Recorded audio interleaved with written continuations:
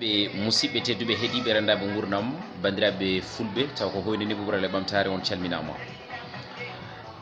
Hande noon jiɗɗen ko addande bandiraɓe rubrique biyeteɗo kelmedi yonta hande. Hande noon kelmedi yonta hande jinmi addande bandiraɓe haadi ko hande puɗɗata ɗen koto fulɓe mbiyata woto jaɓen ɓerɗe men ɗo hakkillaji men, yo hakkillaji men ɗo ɓerɗe men. Ne tawno so ɓernde ɗowi hakkille jomum waldata koye nimsa, kono so hakkille ɗowi ɓernde jomum waldata koye haame. So tawi en mbi noon eɗen gandi ɓernde ko gaño jomum, wonko yinnanma so tawi abbirima hen tan sa renaki gurdam ma tehmat ko nimsa wodantuma.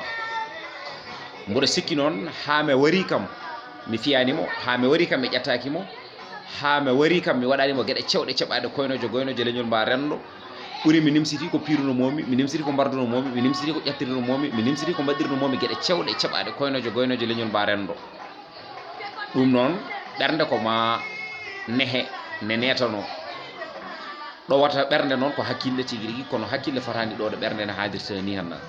ɗum noon tinnoɗen moni kala yo wat feere ne hakkille mum ɗoyri ɓernde mum wasa jabde ɓernde mum ɗo hakkille mum. Ne tawno so tawi ɓernde ɗowi hakkille jomum waldata koye nimsa, kono so hakkille ɗowi ɓernde jomum ne wawi walde haame kono waldata e nimsa tigui.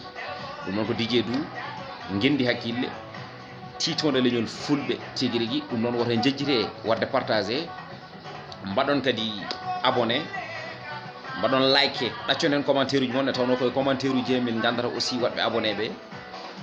ɓoƴƴon cloche de notification beele kala vidéo mo mbaɗmi oɗon mbawa heɓde ɗum automatiquement e nder portable uji moon. ɗum noon bandiraɓe musidɓe yo Allah ɓamtu pulago, yo Allah ɓamtu o pulago, yo pulago yaaru yesso.